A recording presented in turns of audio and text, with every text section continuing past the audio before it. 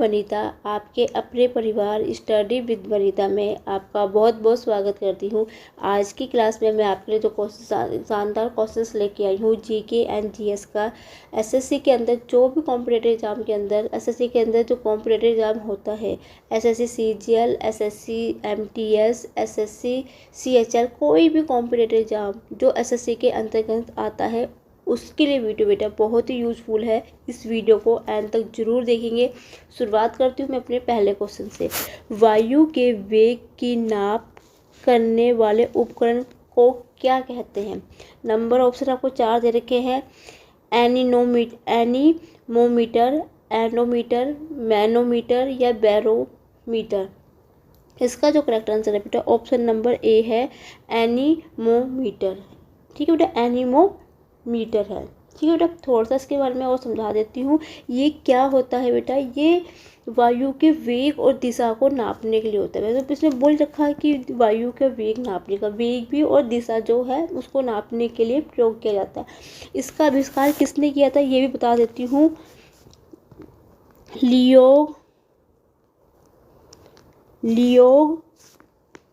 अल्बर्टी ने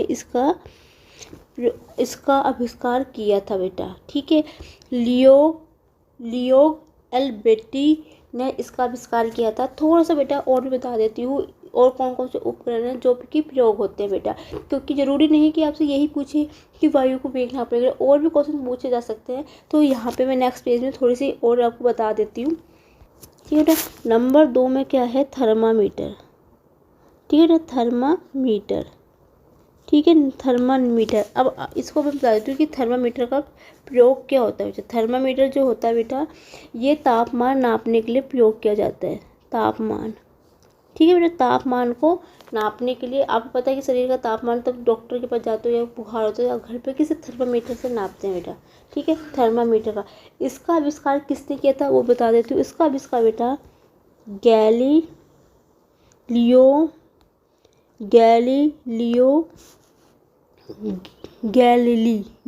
ने किया था बेटा। ठीक है, इसका जो थर्मामीटर का है, इसका आविष्कार किसने किया था? गैलीली ने किया था बेटा। ठीक है, और आपको एक चीज़ और बता देती हूँ, जो बेटा मरकरी थर्मामीटर अब तो बहुत कम यूज होता है। ये जो पारा जिसको होता है, जिसके अंदर जिसको बेटा मरकरी वाला, तो अब थर्मामीटर बहुत कम यूज होता है। अब तो इलेक्ट्रॉनिक थर्मामीटर ज़्यादा यूज हो रहे हैं। ठीक है, जो मरकरी थर्मामीटर था उसका जो आविष्कार सबसे पहले जो किसने किया था मेरा?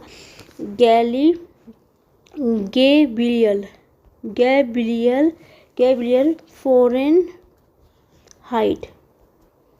फ़ारेनहाइट ने इसका आविष्कार किया था बेटा सबसे पहले। ठीक है, मरकरी थर्मामीटर का सबसे पहले जो प्रयोग जिस आविष्कार किया था वो गैब्रियल फ़ारेनहाइट ने किया था बेटा। क्योंकि ज़रूरी नहीं कि एक ही क्वेश्चन से कितने क्वेश्चन बन सकते हैं, आपको इस चीज़ का ही पता होना चाहिए थर्मामीटर किसने प्रयोग किया था, किसने आविष्कार किया था, और मरकरी थर्मामीटर का किसने किया था।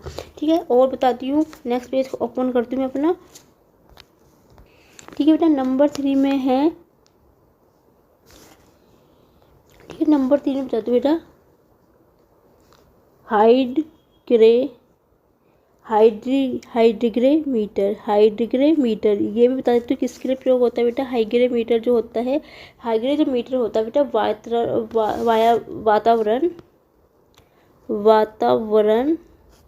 वातावरण की सापेक्ष, ठीक है बेटा, आर्द्रता के लिए। ठीक है बेटा, वातावरण की सापेक्ष आर्द्रता के लिए हाइग्रोमीटर का प्रयोग किया जाता है बेटा। इसका आविष्कार किसने किया था? लियोनार्डो दा विंची ने किया था बेटा। विंची ने किया था। ठीक है बेटा, ये वातावरण की सापेक्ष आर्द्रता और इसका आविष्कार किया था लियोनार्डो दा विंची। ये भी बेटा ये क्वेश्चन है जो कि पूछे गए क्वेश्चन है एसएससी के। ठीक है बेटा, ठीक है, और मैं आपको एक और बताती हूँ। बैरोमीटर का थोड़ा बता देती हूँ। यहाँ पे आई थिंक है लिखा हुआ बैरोमीटर, इसका प्रयोग बताती हूँ। बैरोमीटर का बेटा इसका जो कहता है वायुमंडलीय दबाव को नापने के लिए इसका प्रयोग किया जाता है बेटा। वायुमंडल के दबाव को नापने के लिए बैरोमीटर का प्रयोग किया जाता है। इसका आविष्कार किसने किया था बेटा? तेरी सेली ने। तेरी ये ता है बेटा, ठीक है, तेरी सेली ने इसका आविष्कार किया था। ठीक है बेटा, ये भी सभी क्वेश्चन ऐसे हैं जो मैंने आपको बताए हैं जिनके नाम ये क्वेश्चन पूछे हुए क्वेश्चन है बेटा ये। ठीक है, मैं आपको हमेशा एक चीज़ जरूर बताती हूँ कि जब भी आप एसएससी जीके या किसी की भी क्लास आप अटेंड कर रहे हो तो कॉपी पेंसिल लेके जरूर बैठा करो, जिससे कि आप जो भी बेटा अलग से बताते हैं तो उसको नोट्स आप उसको अलग से लिख सकते हो। क्यों? आगे आप किसी भी कॉम्पिटिटिव की तैयारी करें तो नोट्स आपके पास बने होंगे तो आप ईजिली उनको कर सकते हो बेटा। ठीक है, नेक्स्ट क्वेश्चन बढ़ती हूँ अपने। नेक्स्ट क्वेश्चन क्या है? साहा विश्व का सबसे सुंदर और गर्म हल्का ऊन माना जाता है, वह कहाँ पे पैदा होता है बेटा? ठीक है, इसके ऑप्शंस आपको दे रखे हैं, नेपाल में, उज्बेकिस्तान में, बांग्लादेश में या चीन में। बेटा इसका जो करेक्ट आंसर है ऑप्शन नंबर डी है, चीन। चीन के कहाँ पे? चीन के बेटा ये तिब्बत ज़िले में इसकी पैदावार होती है। चीन के कौन से ज़िले में? तिब्बत ज़िले में। इसमें कुछ ज़्यादा खास बताने के लिए है नहीं बेटा। ये क्या होता है? शहद जो उनकी सैतूस होता है, सैतूस कहा जाता है। ये सैतूस जो होता है बेटा, सैतूस, इससे एक क्या होता है, इनकी एक खास सोल बनाई जाती है, खास सोल बनाई जाती है चीन में। ठीक है बेटा, ये तिब्बती के एंटीलोप अथवा चीरू के बालों से तैयार की जाती है। जो बेटा जो सोल बनती है ना, इनकी जो सोल बनती है, खास सोल बनती है चीन में एक ना, ये तिब्बत के एंटीलोप अथवा चीरू के बालों से तैयार की जाती है। ठीक है, तो इसमें इतना कुछ है नहीं खास बताने लायक, तो बेटा इस क्वेश्चन को मैं यहीं ख़त्म करती हूँ और अपने नेक्स्ट क्वेश्चन पे बढ़ती हूँ। नेक्स्ट क्वेश्चन क्या है? कौन सी गैस के कारण चूने का पानी सफ़ेद हो जाता है? CO2, O2, NO2, N2। इसका जो करेक्ट आंसर है बेटा ऑप्शन नंबर ए है, CO2, कार्बन डाइऑक्साइड जिसको हम बोलते हैं इसकी कार्बन डाइऑक्साइड जिसको बोला जाता है। ठीक है बेटा, ये कैसे बनती है बताती हूँ। ये CO2 प्लस CaO2HO2 इनकी रिएक्शन करके इन दोनों का रिएक्शन करके आपको मिलता है CA2O3 मिलता है बेटा, प्लस H2O। क्या बनता है? ये CO2 क्या है? दूधिया कर देता है, दूधिया कर देता है किसको? चूने को, पानी को, जिसको हम क्या करते हैं कैल्शियम कार्बोनेट कहते हैं। ये CaO3 का मतलब क्या होता है बच्चा? ये भी बता देती हूँ आपको, केमिस्ट्री में पढ़ा होगा आपने। ये क्या होता है? CaO3 होता है बेटा कैल्शियम कार्बोनेट। ठीक है बेटा, कैल्शियम कार्बोनेट प्लस H2O मतलब होता है पानी। ठीक है बेटा, ये क्या करता है? इसको दूधिया कर देता है। ठीक है बच्चा, जब इसकी रिएक्शंस की जाती है तो कार्बन डाइऑक्साइड इसको क्या कर देती है? चूने के पानी को दूधिया कर देती है बेटा। ठीक है बच्चा, नेक्स्ट क्वेश्चन में बढ़ते हैं अपने। नेक्स्ट क्वेश्चन क्या है? किस भारतीय राज्य की सीमा सबसे अधिक राज्यों की सीमा से स्पर्श करती है? मध्य प्रदेश, असम, उत्तर प्रदेश और छत्तीसगढ़। बेटा एक राज्य, सिर्फ उत्तर प्रदेश एक ऐसा राज्य है जहाँ पे बहुत ज़्यादा राज्यों की सीमा स्पर्श करती है और केंद्र शासित भी है बेटा। और सबसे ज़्यादा वोट जहाँ पे वोट के लिए सबसे ज़्यादा संख्या, जो सबसे बड़ा कह सकते हो प्रदेश कौन सा? वो भी उत्तर प्रदेश भी है, जनसंख्या के नाम पे भी बेटा। ठीक है बच्चा, थोड़ा सा और समझा देती हूँ इसमें कौन कौन से इसमें सीमा किस किस के राज्य की लगती है वो भी आपको मैं बता देती हूँ। ठीक है बेटा, बिहार की लगती है बेटा, झारखंड की भी लगती है, झारखंड की, छत्तीसगढ़ की भी लगती है बेटा, छत्तीसगढ़ की लगती है, मध्य प्रदेश की लगती है और हरियाणा की भी लगती है बेटा इसमें। ठीक है, और केंद्र शासित प्रदेश दिल्ली की भी लगती है और इसमें राजस्थान की भी लगती है बेटा। बताती हूँ कितनी कितनी लगी। राजस्थान की भी लगती है बच्चा। और किसकी लगती है? हिमाचल प्रदेश की लगती है। और बेटा उत्तराखंड की भी लगती है। उत्तराखंड की लगती है, ठीक है बच्चा। और साथ में क्या होता है बेटा, नेपाल के अंतर्राष्ट्रीय सीमा भी यहाँ पे साझा करती है, जो नेपाल की, और बेटा जो नेपाल की अंतर्राष्ट्रीय सीमा भी, नेपाल के साथ भी जो अंतर्राष्ट्रीय सीमा है ना, वो भी उसको साझा करती है बेटा। तो देख लो कितने करते हैं, बिहार, छत्तीसगढ़, झारखंड, मध्य प्रदेश, हरियाणा, केंद्र शासित प्रदेश दिल्ली, राजस्थान, हिमाचल, उत्तराखंड और नेपाल के अंतर्राष्ट्रीय सीमा भी इसको साझा करती है बेटा। तो 1 2 3 4 5 6 7 8 9 10 11 की चीज़ें इसको क्या करती है बेटा, उत्तर प्रदेश को वो करती है, ठीक है बच्चा। नेक्स्ट क्वेश्चन में बढ़ती हूँ आपको, मैंने ये भी बता दी कौन कौन से राज्य इसको वो करते हैं बेटा, ठीक है। तो ये चीज़ें पता होना चाहिए आपको कि कभी इनके फ्यूचर में पूछ लिया जाए तो आपको पता होना चाहिए, ठीक है। नेक्स्ट क्वेश्चन क्या है, पृथ्वी 1 घंटे में कितना देशांतर घूम लेती है, 12 डिग्री, 15 डिग्री, 18 डिग्री या 20 डिग्री। इसका करेक्ट आंसर है बेटा 15 डिग्री, ऑप्शन नंबर बी। थोड़ा सा बता देती हूँ बेटा, पृथ्वी जो है बेटा 24 घंटे में 360 डिग्री का एक चक्कर पूरा करती है, एक चक्कर पूरा करती है बेटा, ठीक है बच्चा। 24 घंटे मतलब एक दिन में पृथ्वी 360 डिग्री का एक चक्कर पूरा करती है, ठीक है बच्चा, ठीक है। अब आप सोचेंगे कि 15 डिग्री कैसे बनता है, अब मैं बताती हूँ। जैसे 1 घंटा बराबर क्या होगा, 360 डिग्री बटा 24, क्योंकि 24 घंटे में 360 डिग्री करती है तो 1 घंटे में कितना करेगी, भाग करेंगे इसको तो 15 डिग्री आ जाएगा, ठीक है। तो 15 डिग्री में, ठीक है बेटा, एक करती है।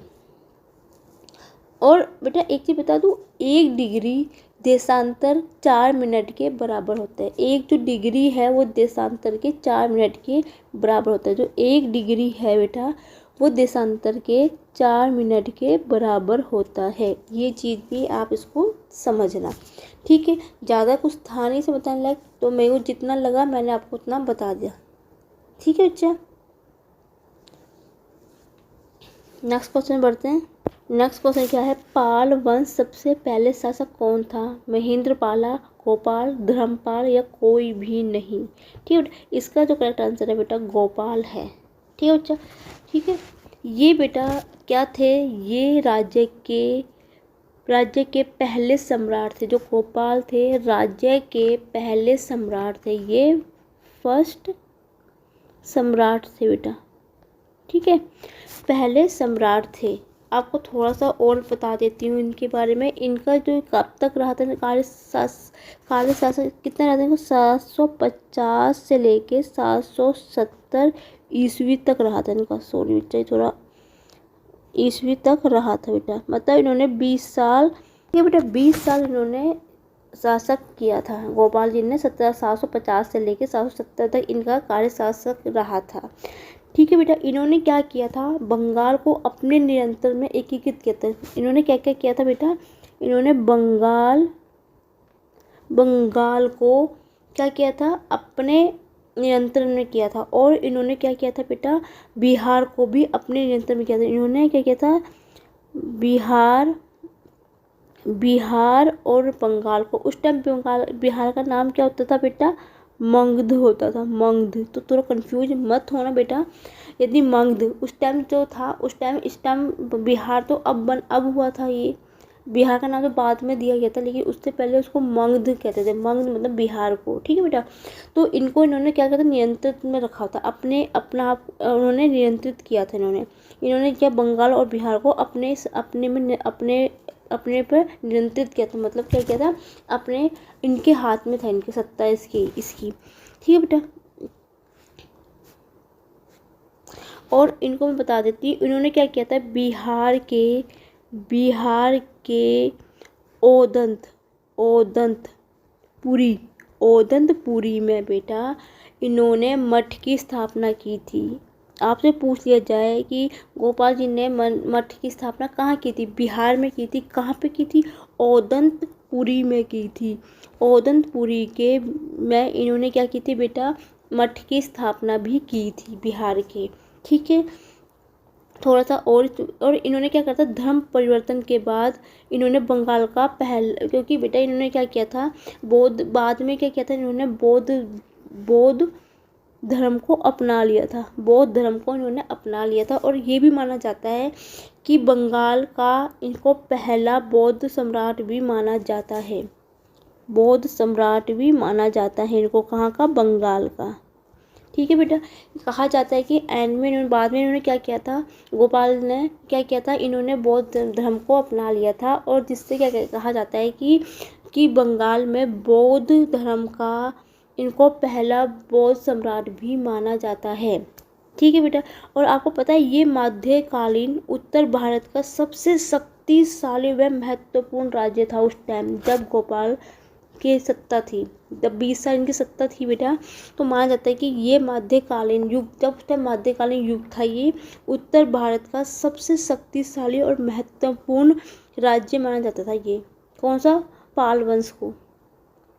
ठीक है बेटा, ज़्यादा इसमें इतना था, जितना कुछ था कि पूछ सकते हैं, आपको जितना बताना था उतना मैंने बता दिया, और इसमें कुछ है नहीं ज़्यादा बताने लायक, जितना है उतना मैंने आपको बता दिया है। ठीक है, नेक्स्ट क्वेश्चन में बढ़ेंगे अपने। नेक्स्ट क्वेश्चन क्या है, बिहार बंगाल से पृथक कब हुआ था, 1911 में, 1912 में, 1913 में या 1914 में। बेटा इसका जो करेक्ट आंसर है ऑप्शन नंबर बी है। क्या होता, 22 मार्च 1912 में बेटा बिहार को अलग किया गया था। आपको पता है बिहार की राजधानी क्या है बेटा, पटना है। ये आपको पता, ये भी पूछ ले कि बिहार की राजधानी क्या है, पटना है। थोड़ा सा और बता देती हूँ, और क्या कहता है बेटा, और इसी दिन 22 मार्च को बिहार का स्थापना दिवस भी कहा जाता है इसको। ठीक है बेटा, 22 मार्च को बिहार का स्थापना दिवस भी कहा जाता है, स्थापना दिवस। आपसे ये पूछ रहे कि बिहार का स्थापना दिवस कब होता है, 12 मार्च को, 22 मार्च को इनका स्थापना दिवस होता है बेटा।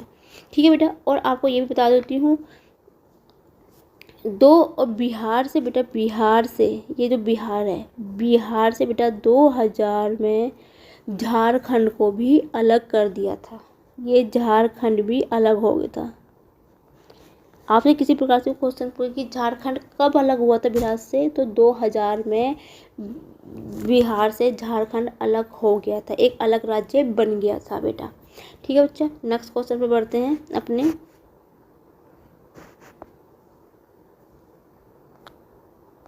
नेक्स्ट क्वेश्चन क्या है, एक न्यूट्रॉन पर कौन सा आवेश होता है, धनात्मक, ऋणात्मक।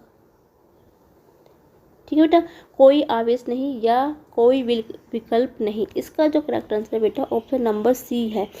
जो न्यूटन होता है बेटा, उसके अंदर कोई भी आवेश नहीं होता है। ये क्या होता है बेटा, विद्युत से उदासीन होते हैं, ये उदासीन होते हैं बेटा, ये उदासीन होते हैं। जो न्यूट्रॉन होते हैं ये विद्युत से एक उदासीन होते हैं।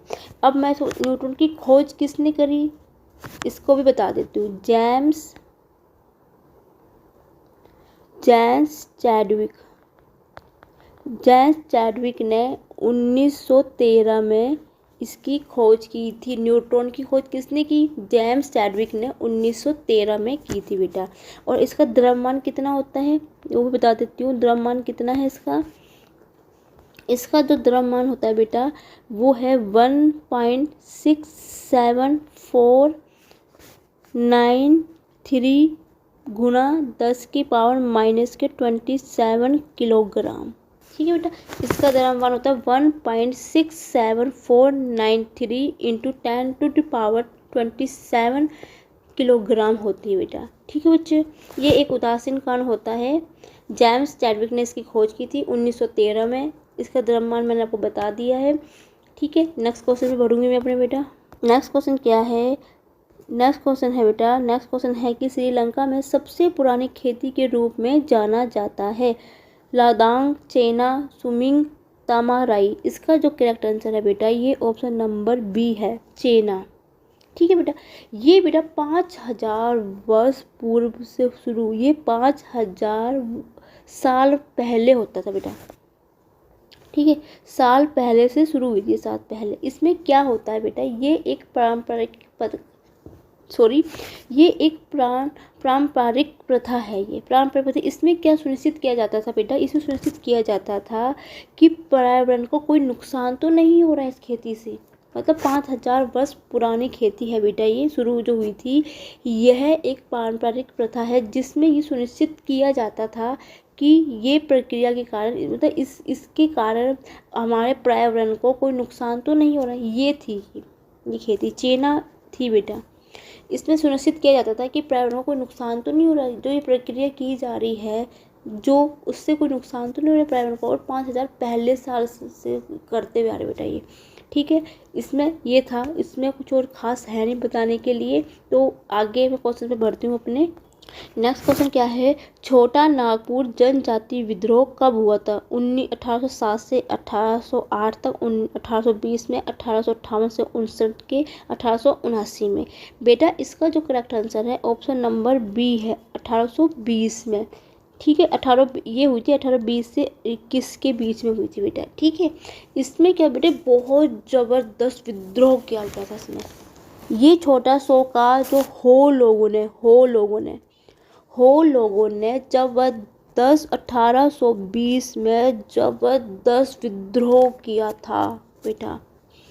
हो लोगों ने, हो ये भी पूछ रही थी कौन से लोगों ने किया, तो हो लोगों ने, जो छोटा नागपुर की जो जनजाति थी, हो के लोगों ने जबरदस्त विद्रोह किया था बेटा। और ये कहाँ पे हुआ था? ये हुआ था सिंहभूम में के क्षेत्र में ये आंदोलन हुआ था। कौन से क्षेत्र में हुआ था ये पूछे आपसे, तो सिंहभूम क्षेत्र में हुआ था बेटा, ठीक है बच्चा। थोड़ा सा इसको दबाने के लिए अंग्रेजों ने क्या किया था, इसको दबाने के लिए अंग्रेजों ने छल कपट और चालाकी का सहारा लिया था बेटा। इसको जो इस आंदोलन को दबाने के लिए अंग्रेजों ने छल कपट और चालाकी का सहारा लिया था, ठीक है बेटा। इस विद्रोह का मुख्य कारण क्या था बेटा, जो राजा जगन्नाथ सिंह का शोषण के द्वारा जो शोषण हो रहा था लोगों पे, और अंग्रेजों के लिए दया की भावना थी, उदारशीलता, मतलब उनको माफ़ करते थे, उनको ज़्यादा प्रायोरिटी देते थे, लेकिन अपने लोगों को शोषण करते थे। तो उसके कारण वहाँ के लोगों ने इसका विद्रोह किया था, और इसमें बहुत ज़बरदस्त तरीके से विद्रोह हुआ था बेटा, ठीक है बेटा। उम्मीद है आपको आज का सेक्शन अच्छा लगा बेटा। आज का सेक्शन अच्छा लगे तो वीडियो को लाइक ज़रूर कीजिए, शेयर करना ना भूलें, जिससे कि वीडियो और बच्चों तक जा सके। यदि बेटा इसके द्वारा जीके जीएस के अलावा आप मैथ्स की भी तैयारी कर रहे हो, तो मेरी रोज़ डेली क्लास चलती है एसएससी की। आजकल बेटा सीएचएल का पेपर आने वाला है, तो सीएचएल की भी क्लास चल रही है। यदि कोई भी कॉम्पिटिटिव आपकी तैयारी कर रहे हो जिसमें आप मैथ्स आपकी वीक है, तो बेटा मैं हर एक क्वेश्चन को 0 लेवल से भी सिखाती हूँ।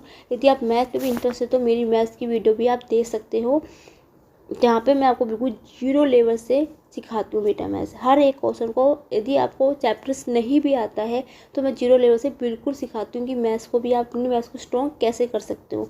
उम्मीद है आपको अच्छी लगी होगी सेक्शन बेटा। आपको मैं हर वीडियो में एक चीज़ जरूर बोलती हूँ, वीडियो अच्छे ना लगे तो प्लीज़ कमेंट सेक्शन लिख के मुझे अपने सुझाव जरूर दीजिए कि आपको वीडियो अच्छी क्यों नहीं है, ठीक है बेटा। Thank you for watching my video. कल फिर मिलती हूँ नई वीडियो के साथ। उसके लिए आपको आज के लिए गुड नाइट। कल फिर मिलूँगी नई वीडियो के साथ, नए क्वेश्चंस के साथ लेके आऊँगी। उम्मीद है आपको वीडियो अच्छी लग रही होगी। कल फिर मिलती हूँ, तब के लिए गुड नाइट, स्वीट ड्रीम।